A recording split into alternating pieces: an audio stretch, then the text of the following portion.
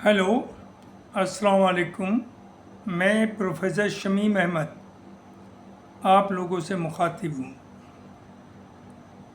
आज की बात में मैं बात करूँगा जो आजकल यूथ के अंदर अनएम्प्लॉयमेंट है और एक नई जो सोशल मीडिया ग्रुप है कहिए कॉकरोच जनता पार्टी के नाम से, उसकी जो पैदावार है उसके बारे में बात होगी और साथ साथ ये सब क्या हो रहा है, इसके पीछे क्या है, ये बात करेंगे। देखिए, शुरुआत यहाँ से होती है कि हमारा जो यूथ है 145 करोड़ पॉपुलेशन में वो तकरीबन जो 35 साल से कम एज के लोग हैं वो 90 करोड़ है। मीनिंग दिया भाई कि मेजोरिटी जो है हमारी पॉपुलेशन की वो 35 साल से कम के लोग हैं। और उन लोगों का जो हाल है कि 2014 से तो गवर्नमेंट ने उन्हें बिजी कर रखा है, हिंदू मुस्लिम इंडिया पाकिस्तान। ना एम्प्लॉयमेंट की बात होती है, ना एजुकेशन की होती है, ना हेल्थ की होती है, और इसी के ऊपर इलेक्शन से जीते जा रहे हैं और करप्शन की भी कोई लिमिट नहीं है। इसी बारे में अब मैं पहले एम्प्लॉयमेंट की बात करूं कि गवर्नमेंट की जिम्मेदारी है कि अपनी पब्लिक का रहन सहन खान पीन अच्छे से अच्छा। लेकिन हमने क्या किया है कि जो एक तो गवर्नमेंट पोस्ट 145 करोड़ में ज़्यादा 2-3 करोड़ होंगी, स्टेट सब लगाइए 4 करोड़ होंगी, बाकी तो बेचारे अपने रोज़गार या डेली वेजर या इस तरह काम करते हैं। लेकिन ये पोस्ट भी जो खाली हो रही हैं उनके ऊपर रेगुलर सैलरीज के ऊपर अपॉइंटमेंट नहीं हो रहे। वैसे तो ज़्यादातर जो पोस्ट खाली होती हैं रिटायरमेंट के बाद या किसी डेथ के बाद वो खाली उन्हें भरते नहीं, और भरते हैं तो दो तरीके निकाले इन्होंने। एक है फिक्स सैलरी का, एक है आउटसोर्सिंग। फिक्स सैलरी में जो उसकी रेगुलर सैलरी एज पर गवर्नमेंट ग्रेड्स होनी चाहिए, मान लिया एक लोअर डिवीज़न क्लर्क की 50,000 के करीब या 40,000 तनख्वाह बैठती है।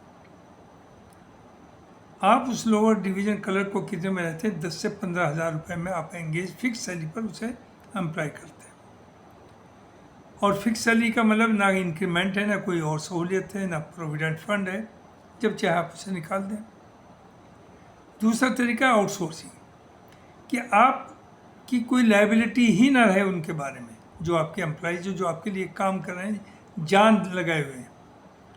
कुछ एजेंसी आपने बना दी, वो एजेंसीज आप उनसे कहते हैं कि हमें इस काम के लिए आदमी चाहिए, वो आपको प्रोवाइड करते हैं। और जो सैलरी अगर आप उस एजेंसी को 20,000 सैलरी देते हैं तो वो एजेंसी उस आदमी को जो काम कर रहा है 15,000 देती है, यानी अराउंड 25% उसका, 30% उसका प्रॉफिट है। हज़ारों आदमी एम्प्लॉय कर रही है, वो मैन पावर दे रही है। तो जो काम करने वाले वो तो बेचारे गरीब में गुर्बत में और धंसते जा रहे हैं और इन्हें आप करोड़पति बना रहे हैं। और उसमें यह है कि अगर वो बीमार हो जाए, उसका एक्सीडेंट हो जाए, उसकी डेथ हो जाए, तो उस डिपार्टमेंट ने जिसने आउटसोर्सिंग चलाया उस पर कोई रेस्पॉन्सिबिलिटी ही नहीं। दूसरी, जब चाहे अगर आप नाराज़ हो गए, आपने उस एजेंसी से कहा कि आप इन्हें विड्रॉ कर लीजिए, हमें दूसरा आदमी, वो दूसरा दे देती। तो ये बताइए इनका फ्यूचर क्या होगा। जो बीटेक और एमबीए पास आउट निकल रहे हैं बच्चे, उनका सैलरी एक्स्ट्रा में हार्डली 5 to 10% तो 50,000 से ऊपर है, और 30-40% को जॉब ही नहीं है, और जिन्हें जॉब है वो 15,000 से 25,000 के बीच में है। आप अगर नोएडा में जाइए, एनसीआर में कहीं भी, तो एक कमरा 10 से 15 हज़ार रुपया पर मंथ है, जिसमें 4-4, 6-6 लड़के रहते हैं, बेचारे नीचे लेटते हैं वो। तो अब आप ये बताइए, कल को उन्हें शादी भी करना, उनके बच्चे भी होंगे, उनकी एजुकेशन भी है, उन्हें घर भी चाहिए, क्या होगा? तो जितना बुरा हाल है इस यूथ का, वो एक रास्ता ढूंढता है कि क्या किया जाए, कहाँ जाए।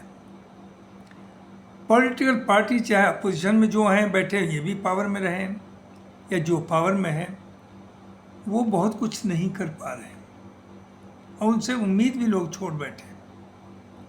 लेकिन ये तो है कि आप हिंदू मुसलमान करिए, और आम तौर से जहन में ये बैठा दिया कि ये 15% मुसलमान जो हैं 80% जो मेजॉरिटी कम्युनिटी उसे तबाह कर देगी। ये दहशत, ये डर जान जान के बैठा है। या मुमकिन है हुकूमत आपकी, मिलिट्री आपकी, पुलिस आपकी, जुडिशरी आपकी, क्या ये नुकसान पहुंचा देंगे?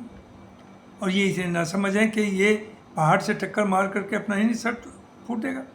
नहीं हो, उसका नतीजा ये हुआ कि एक केस की सुनवाई के दौरान हमारे चीफ जस्टिस साहब ने ये कमेंट कर दिया, ऑब्जर्वेशन कर दिया कि जो ये यूथ है, अनएम्प्लॉयड है, इन्हें कोई काम तो है नहीं, मोबाइल लिए बैठे रहते हैं, and they are nothing but like cockroach and pesticide, जो कहना चाहिए दूसरा उसके साथ, वो सब इन्होंने कह दिया। नो डाउट इससे एक बहुत बड़ा रिजेंटमेंट हुआ, यूथ बुरी तरह से गुस्से में आया, और उसमें ज़ाहिर है बड़े बड़े ज़हीन बच्चे हैं, अनएम्प्लॉयड हैं, वो भी देखते हैं किस चीज़ को कैश किया जा सकता है। तो उन्होंने एक कॉकरोच जनता पार्टी के नाम से एक सोशल ग्रुप बनाया सोशल मीडिया के ऊपर, और जस्ट इमेजिन 4-5 दिन में उसके 2 करोड़ से ज़्यादा सब्सक्राइबर्स या फॉलोअर बन गए, जो कि हिंदुस्तान में बड़े से बड़े लीडर, बड़े से बड़े इंटेलेक्चुअल के 2 करोड़ बनने में सालों लग जाते हैं और तब भी नहीं बन पाते। इवन बीजेपी जो रूलिंग पार्टी है वो नहीं बना पाती। तो अब इसी बात को देख करके लोगों के जहन में 2 बातें आ रही। एक तो ये कि यूथ का इन पॉलिटिकल पार्टीज़ के ऊपर कोई यकीन नहीं रहा है, इसलिए उन्हें कोई एक रास्ता चाहिए, एक सहारा चाहिए, और उन्हें एक लाइट नज़र आई इसमें कॉकरोच जनता पार्टी, जो इनकी सोच, चूँकि ये वो मुद्दे उठा रहे हैं जो वाकई यूथ से रिलेटेड है, उनके फ्यूचर से रिलेटेड है, तो वो एकदम से इनके साथ आ गई। दूसरी तरफ जो सोचा जा रहा है, जो मैं भी वही सोच रहा हूँ टू बी वेरी फेयर, कि आपको याद होगा 2013 में एक मसला चला था इंडिया अगेंस्ट करप्शन, ये मूवमेंट था नेशनल लेवल पर, और अन्ना हजारे साहब इसके कर्ता धर्ता थे। मैं भी इस आंदोलन में अलीगढ़ के अंदर 3-4 बार जो एक स्टेज लगी हुई थी वहाँ पर गया और बोला और पार्टिसिपेट किया। चूँकि सुनने में जब ये बात होती थी इंडिया अगेंस्ट करप्शन, चूँकि इंडिया से समझता हूँ जो पॉलिटिकल सिस्टम है, करप्शन की कोई लिमिट नहीं, तो ये इतना ऐसा मुद्दा था जिसमें हर आदमी अटैक्ट हुआ, और कांग्रेस की हालत उस वक्त, कांग्रेस की हुकूमत थी, करप्शन हालांकि उससे ज़्यादा इस वक्त है, लेकिन ये चीज़ सबको अपील कर रही थी कि उन्होंने हमारे जो अन्ना हजारे जी इतना बड़ा इशू लिया है और सबको साथ आना चाहिए, तो irrespective of religion, caste, creed, party, लोग उनके साथ खड़े हो गए। लेकिन आपको मालूम है कि असलियत क्या थी उसके पीछे? ये movement it was sponsored by BJP and RSS, और फाइनली उन्होंने लोकपाल की बात करी, जाने क्या क्या है करप्शन के खिलाफ करी, वो सीन से गायब हो गए।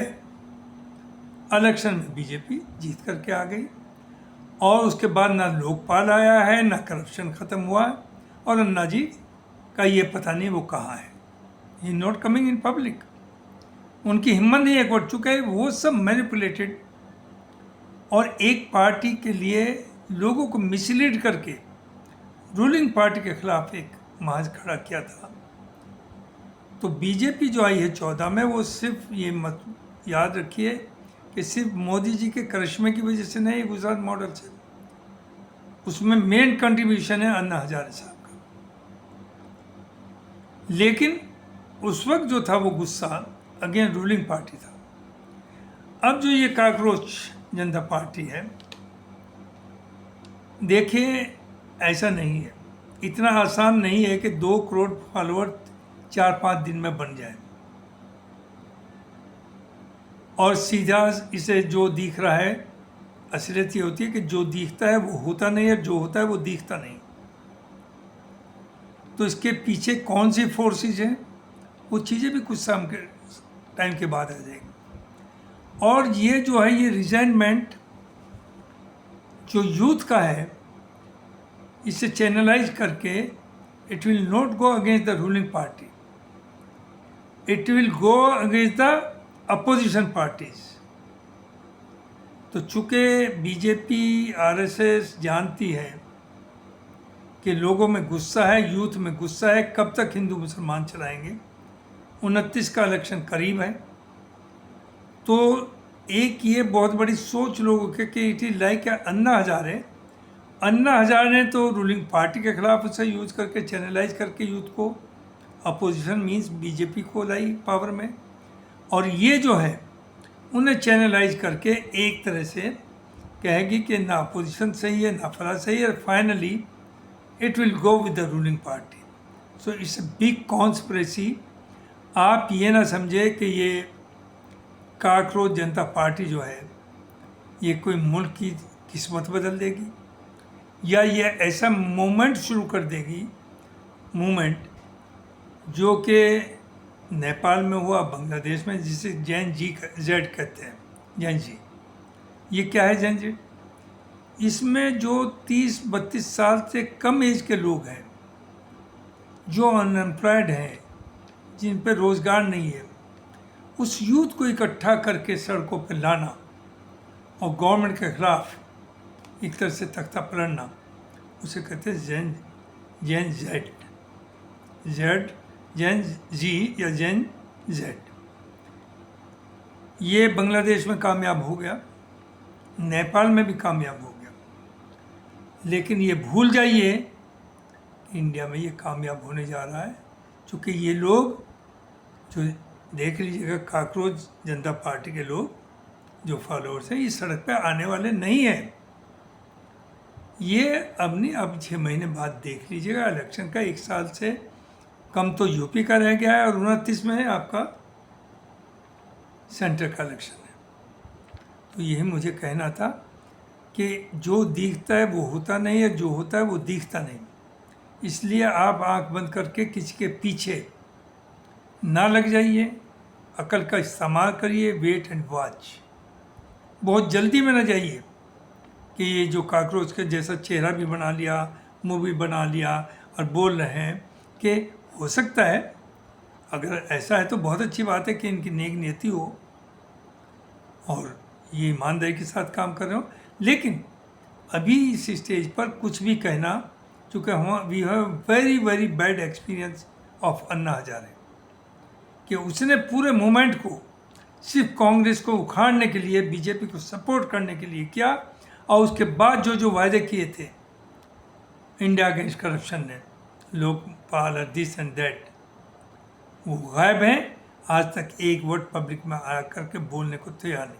बहुत बहुत शुक्रिया, यही मुझे कहना था। Thank you very much.